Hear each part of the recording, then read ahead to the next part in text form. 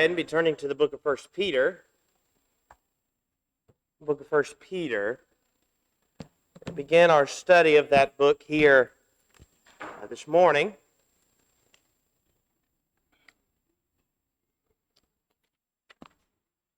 Turning to 1 Peter. I mentioned before that we didn't hand the outlines out. We're handing them out ahead of time, but with the introduction today and perhaps some of chapter 1, depending on how long it takes us to get through our introduction, the outline and the introduction are on the back table, and so you can pick that up. It's under the picture board, as well as the questions for the introduction in chapter 1. I haven't gotten the questions for chapter 2 out just yet. I'll try to get those out perhaps Wednesday. We'll probably have to finish maybe tonight, depending on how far we get this morning. If we get them out, if I have them out for you tonight, I'll let you know. This evening. But if you go ahead to 1 Peter, we'll begin with our introduction. The first part we're going to start with is who the author of the book is, and that's quite evident from verse 1, and that is, it is Peter. He addresses himself or identifies himself in the first verse, Peter, an apostle of Jesus Christ. Now, not a whole lot would have to be spent on arguing that Peter's the author. You believe in the inspiration of the Bible. You read verse 1. It says Peter's the author, then Peter's the author. I will say that some have called into question, some modernists have called into question the authorship of the book, and if it's really Peter. If you call into question the authorship of 1 Peter, and if it really is Peter, is to call into question the inspiration of the Scriptures. And why would I say that? Why is it calling in question the inspiration to say that Peter's not the writer of this book? Because he identifies himself. And by the way, he doesn't just say that he's Peter. You know, like we reread James, and we knew it was James, but then we knew there was a number of possibilities for James. The only Peter we're aware of here is this Peter, so if he'd have said just simply Peter, a servant of Christ, then we would have concluded that it's likely still the Apostle Peter, but at least there would have been some argument. Maybe there was some other Peter that was prevalent. But he identifies himself as Peter, and not only Peter, but as Peter, an apostle. And so he identifies himself here in the first verse. A few things we're just going to go through real quick with Peter. Just some information about Peter. These should be familiar to us. Some of this we learned from the book. Some of this is things we knew ahead of time. But let me note before this, though, that when this book is written, we haven't heard from Peter for a very long time. If you go back to the book of Acts, the last time we heard from Peter was Acts 15. In the Jerusalem, what's often called the Jerusalem Conference, but as we said, probably better identified as the Jerusalem Discussion. That's about AD 50. Now, there's some debate as to when the book's written. I'll give some of that information here later on. But evidence would suggest it's likely written around 64 or 65. You may find some that have up to 66 or 67, but probably 64 or 65 AD. You do the quick math, that's about 14 or 15 years. So a lot of time has passed since we've last really heard much from Peter. He is briefly mentioned in Galatians 2. We recall there where Paul rebukes Peter. That's the extent of what's mentioned about Peter, though, after Acts 15, and what we've heard from him until we get to here. And those events took place, it seems, almost immediately after the Jerusalem discussion. So we're probably still 50 or 51 when those events took place. And so we haven't heard from Peter for a while until we get now to the book of 1 Peter. Now, again, I said we'll give some information out on Peter. This is not unfamiliar to you, so we'll go through it quickly. But you'll find him addressed throughout the Scriptures as Simon, John 1:42. That was his given name. Jesus, he was called Cephas as well. Jesus first addressed him as such in John 1:42, that he's Simon, and he called him Cephas. That term, by the way, is never used after John 1:42 in the Gospels. It's used again, but it's not used in the Gospels. Jesus never used it again. It's not used again until it's used by Paul, who used it repeatedly. 1 Corinthians 1, 1 Corinthians 3, 1 Corinthians 9, 1 Corinthians 15, and Galatians 2. Paul refers to Peter as Cephas. So Cephas, Simon, Jesus would use that term several times. Peter, which is what we better know him as, but again, Jesus called him Simon on several occasions. Let's talk for a second about his family. We know a little bit about his family. We mostly know about his brother, the last point there, Andrew, who's one of the apostles as well. But something about Peter we're familiar with when you go back to the gospel accounts is Peter was married. We know that because the first time we run into Peter is actually Jesus healing his mother-in-law. And then in 1 Corinthians chapter 9, Paul mentions, do we not have the right to take along a wife? And he references just as Peter has a wife. Do we not have the right to take along a believing wife, as also do the other apostles, the brothers of the Lord, and Cephas? And so it's referenced there. It's not mentioned in the Gospels, nor is it directly mentioned, but we have to necessarily infer from this, Peter had children. Not only did Peter have children, Peter had children who were faithful. How do I know that? Well, in 1 Peter 5 and in verse 1, he said, the elders who are among you I exhort, I who am a fellow elder. And so he identifies himself as serving as an elder. Well, if you go to 1 Timothy 3, 2 and 4, Titus 1, 6, qualifications of elders, they need children. Not only do they need children who are faithful. And so Peter and his wife had children, and he raised them to be faithful to the Lord, and so he served later on as an elder. We know that from this book. He's the son of Jonah, or John, depending on your translation. Some translate it John, some translate it Jonah. But you recall in Matthew 16 and in verse 17, Jesus said to you, blessed are you, Simon Bar-Jonah, that is Simon, son of Jonah. For flesh and blood has not revealed this to you. Jesus in John 1:42, you are Simon, the son of Jonah. And then, as we said, he has a brother named Andrew. Another thing about him is he's a man from Bethsaida. Before he followed Christ, there's a couple of things that are referenced about him before he became an apostle, or first a disciple, then eventually an apostle. In John 1:44, it said that Philip was from Bethsaida, the city of Andrew and Peter. So he was originally from the city of Bethsaida. And, of course, we're familiar with the fact that he was a fisherman. Peter here, who writes this book, and is a staunch defender of the truth in the first century, is a man who, from worldly standards, was uneducated. In Acts 4:13, when Peter and John were standing there before the Sanhedrin Council, when they saw that they were unlearned and uneducated, but they saw their boldness, they perceived they had been with Jesus. And so they had no formal educational training, unlike the Apostle Paul, who was raised up at the feet of Gamaliel. And then Peter, who early on, again, we haven't heard from Peter in 15 years, but when we know Peter early on, especially in the Gospels, Peter was somebody that was a bit impulsive. So when you get to some of the advice Peter gives later about the need to be sober, be vigilant, being watchful, that's advice that Peter, somebody that, especially early on, had to take to heart, because Peter was somebody who could be very impulsive. Again, as we mentioned earlier, Peter identifies himself as an apostle. He's one of the original 12 from Mark, mentioned in Mark 3. This is interesting. When all the apostles are listed, Peter is always listed first. Now, it's not because Peter's preeminent. Some have the idea that he would be the first pope and stuff. It's not because of preeminence. But possibly, I'd say probably the reason Peter's the one mentioned first, you go through Matthew 16, Matthew 18, and other passages, who seems to be the leader and the spokesman when they're among the apostles? It seems to be Peter. Acts 2, they all preached. Whose sermon's recorded for us? It's Peter's. Not because Peter's more important than the others. Paul, by the way, would talk about how he's not behind the most eminent apostles. Talking about the others, he had them on equal footing, and then he's not behind them at all as an apostle, but he was just the leader and a spokesman. It's Peter that speaks up more than John, it seems, in Acts 4. It's Peter, when they're all there in Acts 5, that speaks up. Sometimes, even during the earthly ministry, it's Peter that speaks up. Sometimes when he shouldn't have, when he was that impulsive reaction.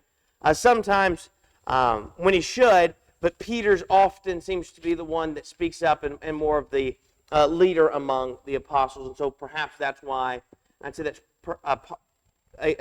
likely the reason why Peter seems to be the one mentioned first. Yes? The thing about Peter there, not just Peter, but Andrew, James, and John, but specifically there again, Peter and Andrew was mentioned first. When Jesus called them, I mean, they were doing what they did, their occupation. It says they immediately laid down their nets. You talk about willing to deny yourself. I mean, they laid down their nets immediately. How many of us could be willing to deny our, selves in that fashion or whatever like that? And I wondered about that, because at that point he probably had a limited knowledge specifically about Jesus, even though he was a Jew. He would have known about the Messiah coming. Also something about Peter I think about, whenever they'd been fishing all night, and Jesus said, cast out your nets. He said, well, you've been fishing all night and haven't caught anything, basically, but if you're a command, we will. They did that, and they had some as a second boat to get the fish. 153, why it's mentioned specifically, I don't know. But what did he do then? Peter went over and he fell down at Jesus' feet, because he knew this was a miraculous thing. He said, depart from me, for I'm a sinful man. You can see that spirit of humility. I think that appeals to God. Absolutely, you're right. And again, I think as you go back to Peter and some of the lessons we learned from him, when you read through some of these passages in 1 Peter, you can look back at his reaction and dedication you can see in some of those early passages. Again, some of the things about being sober and vigilant. There are some warnings that Peter, perhaps thinking back, thought, I could have used that. I needed that more early on. And I think a lot of these things we study through, we can, thinking back to Peter, who, again, we haven't heard from a long time at this point. Peter, by the way, we'll talk about this more when we get to 2 Peter. Peter's nearing the end of his life, where he's going to be put to death for the cause of Christ. When we get to 2 Peter, he's talking about the putting off of that tent. 2 Peter, by the way, is written probably 65 to 67. So we're talking, what, maximum 3 years after this. We're 64 on the early end, 67 on the late. And Peter's coming near the end, and so Peter's kind of reading through Peter, it almost feels like somebody that's that as he's giving advice, he's also perhaps thinking back to himself. And I wish I had done that more as I go back and think about what I had been early on. Yes. The Apostle Paul, once he came on the scene, it seemed like he just pushed forward with a lot of vigor and never really looked back. Okay, that's good. That's what we would like to be. But on the other hand, you see Peter, on one hand, Jesus said, I'm going to give you the keys to the kingdom. Then he says, get behind me, Satan, because he tried to say, not so, Lord. And then Peter said, these other 11, they made it work from me, but not I, or whatever. He's just all over the place. And then when he denied Christ or whatever, but then when he would have anything to do with the Gentile Christians, after the Jews came along there that we mentioned, in Galatians chapter 2. But what I find amazing from a practical application is, we go forward in our life and we don't want to sin, okay? But when we do with the right heart, what you refer to as that second law of murder, that's available. And I'm glad that's recorded, because it'd be nice if we all just pressed onward and never really had the struggles that Peter did. But thank God there is that second law of murder. You're right, and again, I think that as you look at Peter, perhaps some of that's in Peter's mind as he's looking back at some of these early things in his life. Let's talk for a second now about who the recipients of this epistle are. They're addressed in verse 1 by a number of terms, and we'll get to those in a minute when we get into chapter 1 itself. But they're addressed specifically in verse 1 to the pilgrims of the dispersion in Pontus, Galatia, Cappadocia, Asia, and Bithynia. Here's a map. This is the Roman Empire, and just to give you an idea of these places, here's Asia, Bithynia, Pontus, Galatia, and Cappadocia. So they're in this region. They're right over here in this area. So you've got Syria. Here's Jerusalem. They're more up in this area, in here, in that region. By the way, this is what we call, like James, a general epistle. What do we mean by general epistle? It wasn't written to a specific person or to a specific church. We have the church, the letter to the church at Thessalonica. There's a specific church. We have a letter written to Timothy or to Titus or Philemon. We have letters written to individuals. We have letters written to groups of churches, to the churches of Galatia, to the 7 churches of Asia. There's somebody specifically addressed. This is a general epistle because what he references is the Christians of the dispersion in this area from right here, in the middle of the pointer, all the way over to here pretty much, is that region where you'll find Pontus, Galatia, Cappadocia, Asia, and Bithynia. So it's a general epistle. It's written to Christians in that area. He addresses them in verse 1 as pilgrims of the dispersion. Now, the dispersion would likely reference the fact that they were scattered about. I don't think, by the way, especially when you get to where we are, this is not a dispersion like we said it was a possibility in James. If you remember in James, where it talked about the 12 tribes that were scattered, we said it could be Jew and Gentile Christians, but it could also be simply Jewish Christians, perhaps those, and this is why we put the early end on James, perhaps those from Acts 7 and 8, where after Stephen is stoned and then Saul of Tarsus is persecuting the church, there are those that are scattered. And so if it's simply Jewish Christians, perhaps it was those scattered from that event. It's not what he's talking about here. We're going to get to the date in a minute. Perhaps those that were dispersed about and spread out after maybe the Roman persecution. Perhaps he's just saying, because persecution from Rome is starting to ramp up at this time. We'll get to that more in a minute. But this is addressed to not Jews, but it's addressed to, I believe, a mixed audience of Jew and Gentile alike. And the reason for that is to go to chapter 2. There are 2 verses in a row that I think tell us that there is a Jewish audience, but there is also some Gentiles in this audience. Verse 9.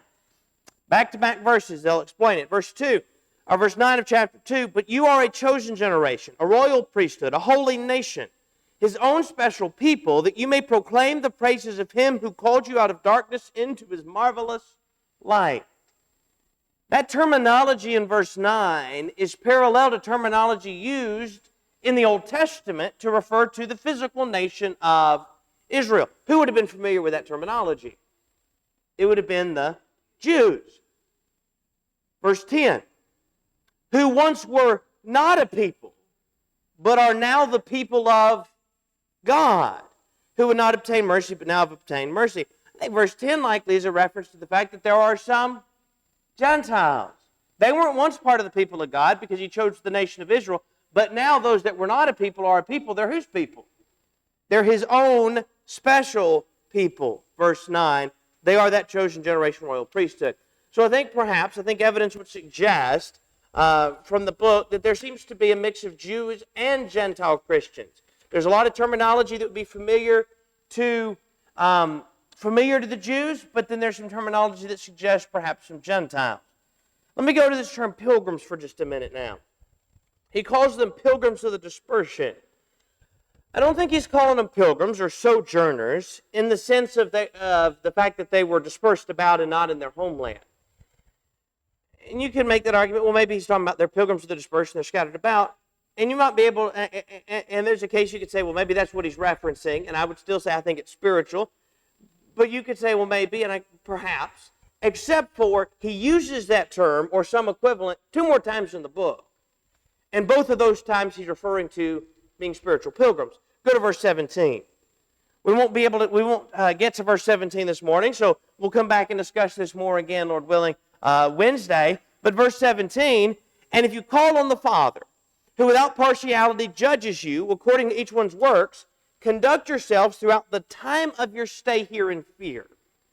So the term used in the New King James is the time of your stay. The ESV says your exile. The Legacy Standard says your sojourn here. The NLT says as temporary residents. The NIV, foreigners. The Christian Standard as strangers.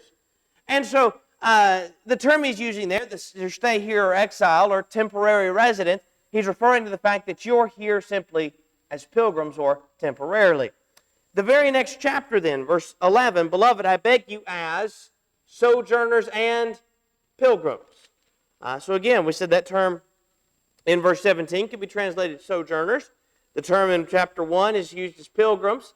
And the term in chapter 2 and in verse 11 is sojourners and pilgrims. So he uses both. So coming back to verse 1 now, what's he talking about to the pilgrims? They are spiritual pilgrims. They may be dispersed, not in their homeland from where they originally were. That doesn't matter. They were never really in their homeland to begin with. This was simply, as the NLT says, their temporary residence. Yes? Talking about wherever you find yourself on this planet Earth, you're a pilgrim contrasted to Jesus said, I go away to prepare a place for you. If I go away, I will come again. The contrast is between wherever they're at on this sphere that we call earth, as opposed to that permanent dwelling place, that mansion that Christ has prepared for those that love Him. You're right, and I think you parallel that to Philippians chapter 2, or Philippians chapter 3, rather, where Paul talks about our citizenship that's in heaven. And we said this before when we were in Philippians. We don't understand it. We say we're a citizen of a country or a citizen of a state. It's because that's where we live. But when we're citizens in heaven, the Philippians would have understood that because a lot of them were retired Roman soldiers who lived in the city of Philippi but were citizens of Rome itself. They lived in one place but were citizens elsewhere. They would have understood that idea. And so that's the idea. We're pilgrims because our citizenship is somewhere else. I'm pretty certain that there are people that think there's going to be this regathering of the Jewish people in the land of Israel. I believe I've heard that said before by people, and I don't think that's what's going to be because we know the earth's going to burn. You're right, and I think it goes back that goes back, right, what we'll see when we get to 2 Peter chapter 3, and the earth and the works therein shall be burned up, and then we'll stand before Him in judgment. The book of 1 Peter is written from Babylon. You'll find some maps. I had a map I've showed before that is it's a timeline and the writing of the epistles. And that is, here's where they were when they were writing it. And there's some I won't say guesswork, there's some educated guessing that has to go into it with a number of factors. Like, we take a writing of Paul and we say, okay, when was this book written? Well, evidence suggests, based off this and this, that it's written between this time frame. Paul was on this preaching journey and he was spending 3 years, where was he writing Romans from? Well, he was writing it while he was on the missionary journey where he was in the city of Corinth, where we date the book. We know the date, the approximate dates of that. So there's a little bit of, a little bit of guesswork that goes into it. There's a lot of information that goes into that little bit of a guess, but you'll see some. That's why dates and things you'll find a variation. That map has this being written from Rome, but I think internal evidence suggests that Peter was actually in the area that was known as Babylon. Go to chapter 5, look at verse 13. She who is in Babylon, elect together with you, greets you, and so does Mark, my son. And so it suggests perhaps he's writing from Babylon. Let's go ahead and date the book. The book, we said, is about 64 or 65 A.D. That's important because of the circumstances. We'll give this timeline here real quick.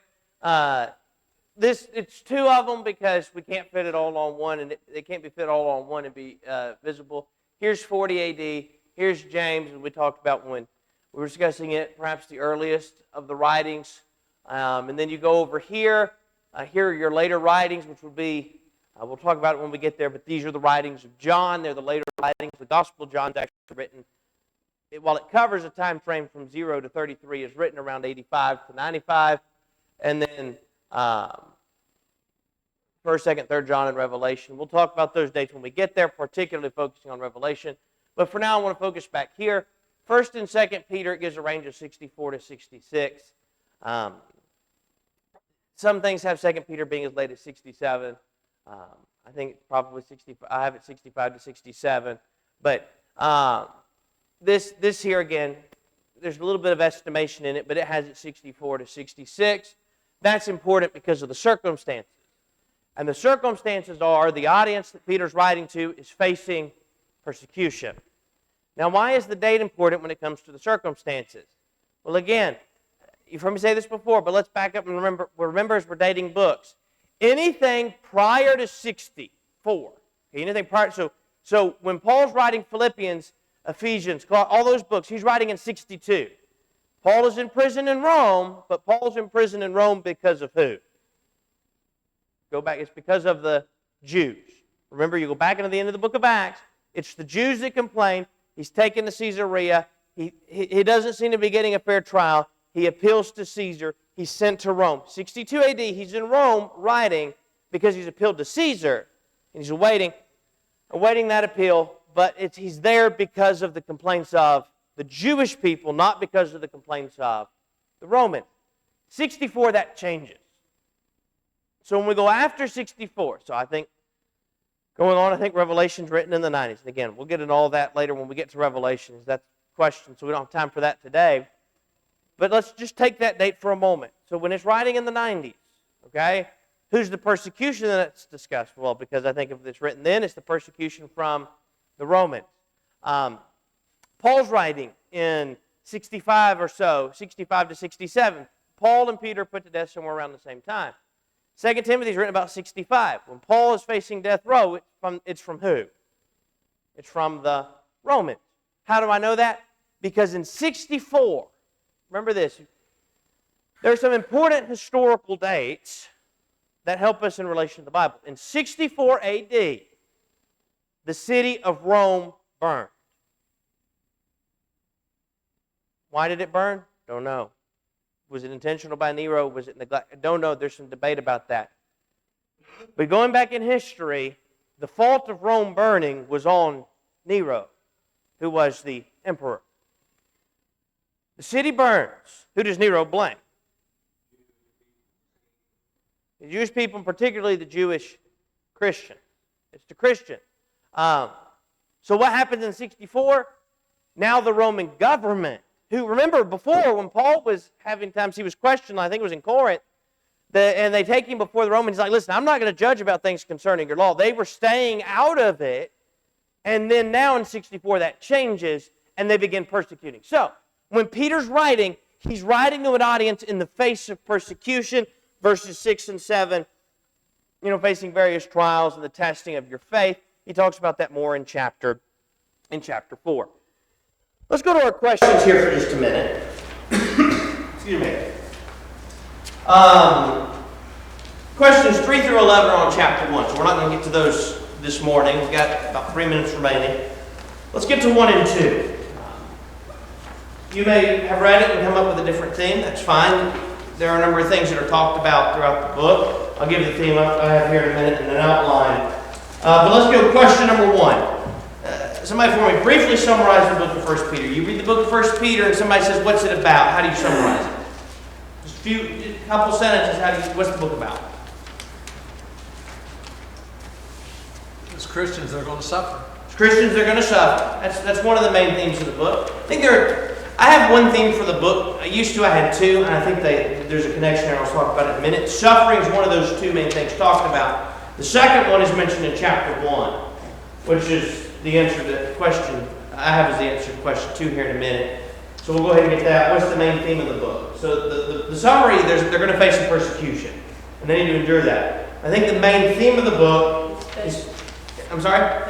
Faith. I think the main theme and the key comes from the key verse 15 and 16 is about being whole.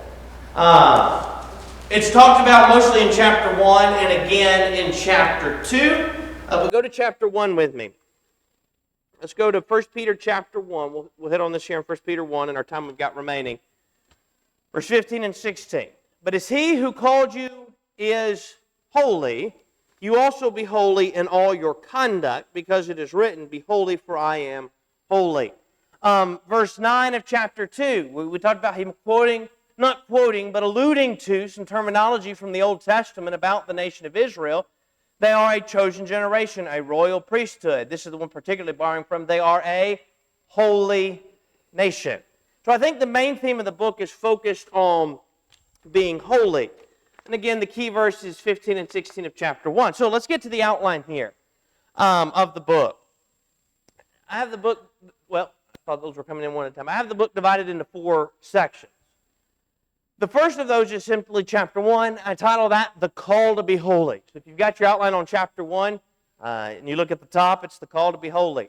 That's what I think chapter 1's about. So, for example, when we get into chapter 1, he talks about how they're the elect according to the foreknowledge of God. They're begotten to a living hope. They need to be holy. They were bought for a price, and they were born again by the word of God. That's 5 reasons right there why you need to be holy. So there's the call to be holy, chapter 1. Chapter 2, verse 1 through chapter 3, verse 12 is living as holy. That is really and truly, here's how that looks when you're living it in your life. Particularly at the end of chapter 2 and into chapter 3, where he talks about our relationship to the government. He gets into chapter 3, the husband-wife relationship. Those things here, that's just living as holy. 3:13 through 4:19, or just the rest of chapter 3 through chapter 4, is about suffering for being holy. So that's where he focuses in on the suffering. But why are they suffering? They're suffering as Christians, or they're suffering because they are holy. And so that's the reason they're suffering. And then chapter 5 is simply have is the exhortations to the holy. In chapter 5, that's just sort of some closing exhortations that he's giving to them. But our outline, the main theme being holy, our outline's focused on that. So there's the call to be holy, chapter 1, living as holy, 2 through 3:12, suffering as for being holy, 3:13 through 4:19, and the exhortations to the holy, chapter 5. So those are, I said before, I had two themes. I used to have it being holy, 1 through 3:12, suffering, 3:13 through 4, exhortations in light of suffering, chapter 5. But I think it all ties back, going through it again, I think it all ties back to that idea of being holy in chapter 1, because that holiness is the reason they are suffering. Lord willing, on Wednesday, we're going to get into chapter 1. So I'll just get you question 2 chapters out on Wednesday. Sunday, then we'll cover that whatever we can, perhaps finish it on Wednesday, and then on Sunday, I won't be here after the surgery, but my dad's going to be in town. He's actually going to be filling in for us next Sunday, and so he'll teach the class over whatever next Sunday, and then the next Wednesday we'll resume 1 Peter.